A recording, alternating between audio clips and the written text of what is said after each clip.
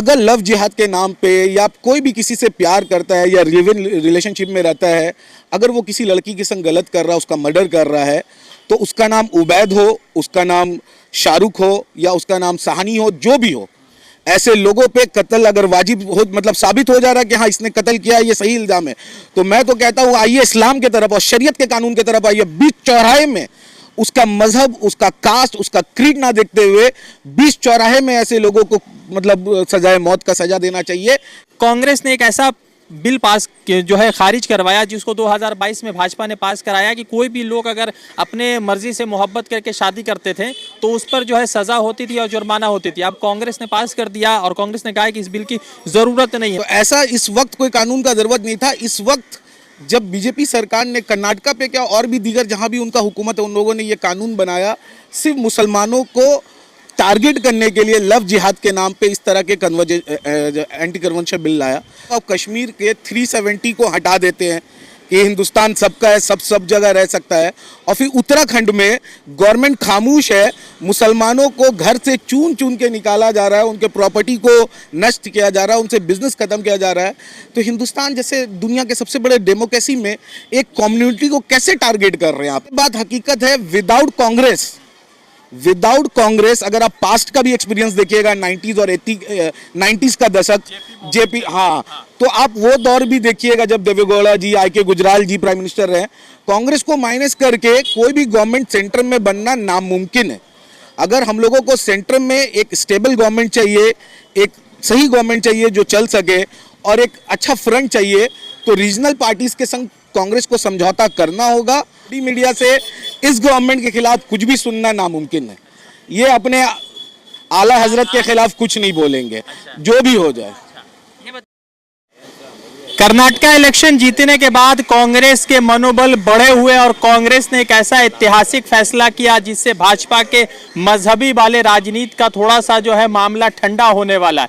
कर्नाटका में कांग्रेस ने anti conversion जो बिल था, जो भाजपा ने 2022 में पास किया था, जिसमें अगर धर्म परिवर्तन होता था तो 3 साल से 5 साल की सजा होती थी और 25,000 रुपए जो है जुर्माना होता था। मगर कांग्रेस सरकार में आते ही कांग्रेस ने इस बिल को जो है खारिज कर दिया और कहा है कि इस तरह का कोई भी बिल नहीं होगा। साथ ही साथ कांग्रेस ने यह भी कहा है कि सावरकर और हेडगेवार जो आरएसएस के बड़े संस्थापक रहे, उनका भी जो है टेक्स्ट बुक से कि हटा दिया जाएगा। तो कहीं ना कहीं जो भीमराव अंबेडकर सपना देखे थे कि हिंदुस्तान में सबको एक सामान्य तरीके का जो है इज्जत दिया जाएगा, कानून व्यवस्था होगा, तो उसको कांग्रेस जो है पूरा कर रही है और शायद 2024 में उनके लिए बेहतर होगा। रियाज जी है, पेशे से टीचर है और लगातार हम इनके साथ जुड़ते हैं, बातचीत करते हैं। तो रियाज भाई, कांग्रेस ने एक ऐसा बिल पास जो है खारिज करवाया जिसको 2022 में भाजपा ने पास कराया कि कोई भी लोग अगर अपने मर्जी से मोहब्बत करके शादी करते थे तो उस पर जो है सजा होती थी और जुर्माना होती थी। अब कांग्रेस ने पास कर दिया और कांग्रेस ने कहा है कि इस बिल की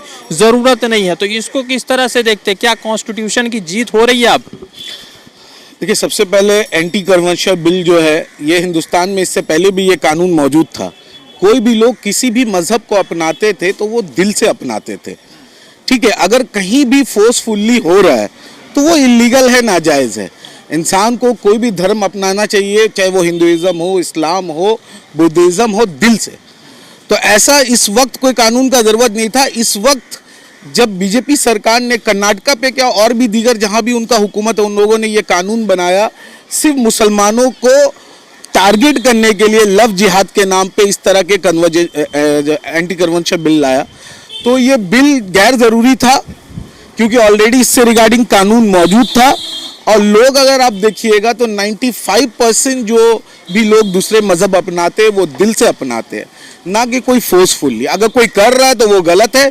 जो हिंदुस्तान का संविधान में पहले से प्रावधान मौजूद है उसके मुताबिक होना चाहिए। सिर्फ एक कम्युनिटी, एक मज़हब को टारगेट करते हुए नहीं होना चाहिए। और पता नहीं ये बीजेपी और मोदी जी का तो यही मामला लगता है कि हर मामले में मजहब ही आ जाता है इसमें, इसके अलावा कोई मामला नहीं रहता है। जैसे अभी आप देख रहे हैं कि उत्तरकाशी में क्या हो रहा है, उत्तराखंड के उत्तरकाशी में क्या हो रहा है, और दीगर देवभूमि के नाम से बोला जा रहा है। किस तरह हिंदुस्तान, एक तरफ आप कश्मीर के 370 को हटा देते हैं, कि हिंदुस्तान सबका है, सब जगह रह सकता है, और फिर उत्तराखंड में गवर्नमेंट खामोश है, मुसलमानों को घर से चुन चुन के निकाला जा रहा है, उनके प्रॉपर्टी को नष्ट किया जा रहा है, उनसे बिजनेस खत्म किया जा रहा है। तो हिंदुस्तान जैसे दुनिया के सबसे बड़े डेमोक्रेसी में एक कम्युनिटी को कैसे टारगेट कर रहे हैं आप इस तरह से, कभी आप लव जिहाद के नाम पे, कभी इस तरह के नाम में। तो ये बहुत हो चुका है। अब मोदी गवर्नमेंट को चाहिए कि इस पे ध्यान दे और एक कम्युनिटी को टारगेट करते हुए ना चल के सबके संग सबका विकास वाले अपने वादे को पूरा करे, और मोहब्बत और अमन का जरूरत है, ना कि आपस में नफरत का। एक है उत्तरकाशी का आपने बात किया, उत्तरकाशी के पारुल नामी जगह पर जो घटना हुआ उसमें एक उबैद खान थे और एक जितेंद्र सानी थे। तो उबैद खान के नाम पर पूरा मुस्लिम कम्युनिटी अगर कटघरे में है, तो जतेंद्र सैनी के नाम पर भी तो पूरा कम्युनिटी, जो कम्युनिटी से बात है, उनको कटघरे में होना चाहिए। अच्छा सवाल उठाया, मैंने सोचा था कि इस पर मैं बात करूंगा अगर आपसे मुलाकात होगी। कि देखिए, जतेंद्र साहनी साहब रहे या उबैद साहब रहे या शाहरुख साहब रहे या कोई भी रहे, अगर लव जिहाद के नाम पे या कोई भी किसी से प्यार करता है या रिलेशनशिप में रहता है, अगर वो किसी लड़की के संग गलत कर रहा है, उसका मर्डर कर रहा है, तो उसका नाम उबैद हो, उसका नाम शाहरुख हो या उसका नाम साहनी हो, जो भी हो, ऐसे लोगों पे कत्ल अगर वाजिब हो, मतलब साबित हो जा रहा है कि हाँ इसने कत्ल किया है, ये सही इल्जाम है, तो मैं तो कहता हूँ आइए इस्लाम के तरफ और शरीयत के कानून के तरफ आइए। बीच चौराहे में उसका मजहब, उसका कास्ट, उसका क्रीड ना देखते हुए बीच चौराहे में ऐसे लोगों को मतलब सजाए मौत का सजा देना चाहिए कि बाकी लोगों के लिए इबरत हो। इस पे डिवीजन नहीं करना चाहिए। अगर साबित हो जा रहा नहीं ना है भारत, ये तो कानून से एक एग्जाम्पल बदला रहे हैं कि अगर ये साबित हो जाए कि कोई हिंदू मुस्लिम के नाम पे अपनी गर्लफ्रेंड के संग रह रहा है और उसका मर्डर कर दे रहा है इतनी निर्ममता से, इतने बुरे तरीके से, इतनी ब्रूटली तौर पे, अगर ये साबित हो जा रहा है कि वही कातिल है, उसको बीच चौराहे सजा देना चाहिए, फांसी, के लोगों तक ये पैगाम जाए कि इस तरह का हरकत कोई भी ना हो। इस पे मजहब नहीं देखना चाहिए, जो भी लोग ऐसे कर रहे हैं वो गलत कर रहे हैं। जो है कांग्रेस का माहौल थोड़ा सा जो है मतलब कि बन रहा है, चूंकि कर्नाटका जो हुआ उसके बाद ये तमाम तरह के कन्वर्जन में, तो क्या लगता है कि 2024 से पहले क्या मुद्दों की राजनीति पर जो है वोट किया जाएगा, या फिर भी हिंदू मुसलमान का रिलीजियस बेस पर ही वोट होना है? देखिए, सबसे पहले जितने सेकुलर पार्टीज है हिंदुस्तान में, ये चीज हम लोगों को समझना होगा। जैसे बंगाल में हमारा टीएमसी ममता बनर्जी जी बहुत अच्छा काम कर रही हैं, सराहने हैं उनके कामों का और बहुत अच्छे से चला रही हैं। तो इसी तरह जितने रीजनल पार्टीज है, ये कांग्रेस को भी समझना होगा कि जहां जो रीजनल पार्टीज है उनको उस वक्त देना चाहिए प्रायोरिटीज। और इसके अलावा जहां कांग्रेस मजबूत है, क्योंकि देखिए ये बात हकीकत है, विदाउट कांग्रेस अगर आप पास्ट का भी एक्सपीरियंस देखिएगा, 90s और 90s का दशक, जेपी, हाँ, तो आप वो दौर भी देखिएगा जब देवेगौड़ा जी, आके गुजराल जी प्राइम मिनिस्टर रहे, कांग्रेस को माइनस करके कोई भी गवर्नमेंट सेंटर में बनना नामुमकिन है। अगर हम लोगों को सेंटर में एक स्टेबल गवर्नमेंट चाहिए, एक सही गवर्नमेंट चाहिए जो चल सके, और एक अच्छा फ्रंट चाहिए, तो रीजनल पार्टीज के संग कांग्रेस को समझौता करना होगा और उन लोगों को लेके एक सेकुलर गवर्नमेंट सेंटर में बनाना होगा। अगर कांग्रेस ऐसा नहीं करती है या रीजनल पार्टीज ऐसा नहीं करते हैं, तो फिर ये इनडायरेक्टली, सर माफी चाहूंगा, कि बीजेपी को ही फायदा पहुंचाया जाएगा। ये जो तमाम विपक्षी दल जो अलग अलग लड़ेगी, तब भी तो बीजेपी को बहुत फायदा होगा। 100% मैं वही कह रहा हूं कि अगर कांग्रेस को माइनस कर दिया जाए, या बंगाल में टीएमसी को माइनस कर दिया जाए, या बीजू जनता दल को ओडिशा में माइनस कर दिया जाए, तो इसका फायदा बीजेपी को ही होगा। रीजनल पार्टीज जो जहां इंपॉर्टेंट है, जो स्टेट में, उसको लेते हुए, ठीक है, रीजनल पार्टीज को लेते हुए कांग्रेस को वर्क करना होगा। तभी 2024 में इस मोदी गवर्नमेंट, जो हमारा जो गवर्नमेंट है, ऑनरेबल प्राइम मिनिस्टर्स, ऑनरेबल तो कहने को दिल नहीं चाह रहा है, बट कुछ प्रोटोकॉल्स है, बड़े प्राइम मिनिस्टर्स है हमारे, तो उनके लिए कहूँगा ऑनरेबल प्राइम मिनिस्टर जी, तो इनका जो अराजकता अपने जब उरूज में पहुंचता है ना, तब उसका अंत निश्चय है। तो इसका अंत 2024 में निश्चय है, और मेरे ख्याल से और लोग अब इस हिंदू मुस्लिम या ये सब मामले में और बेवकूफ़ नहीं बनेगी।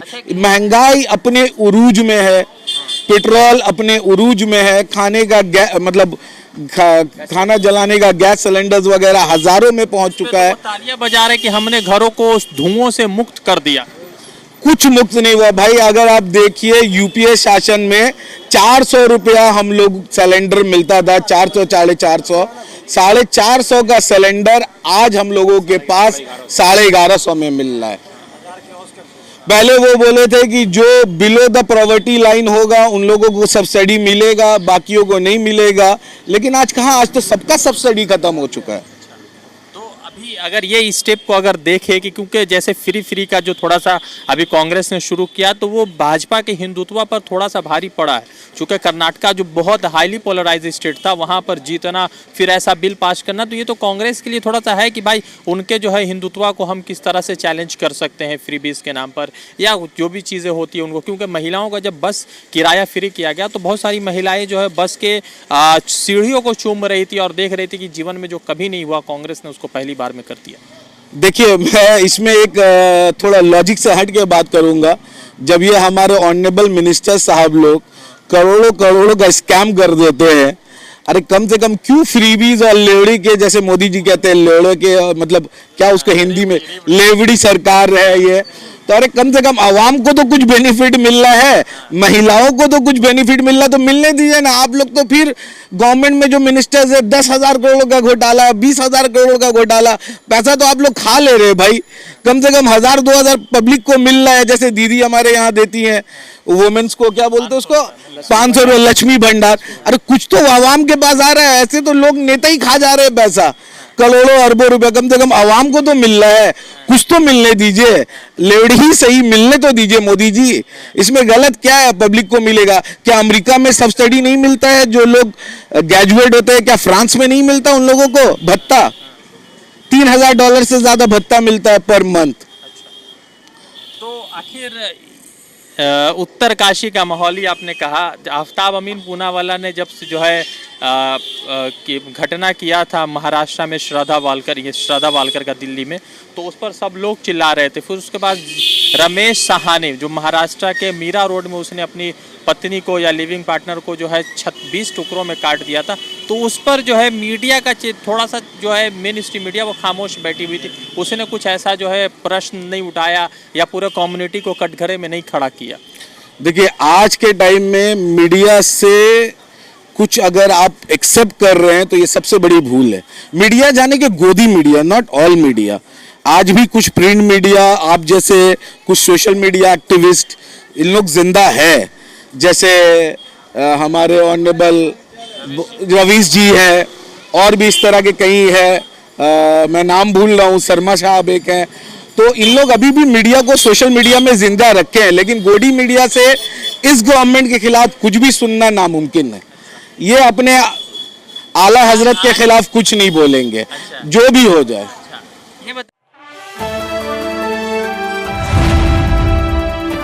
द इंडियन खबर, सच आपके सामने।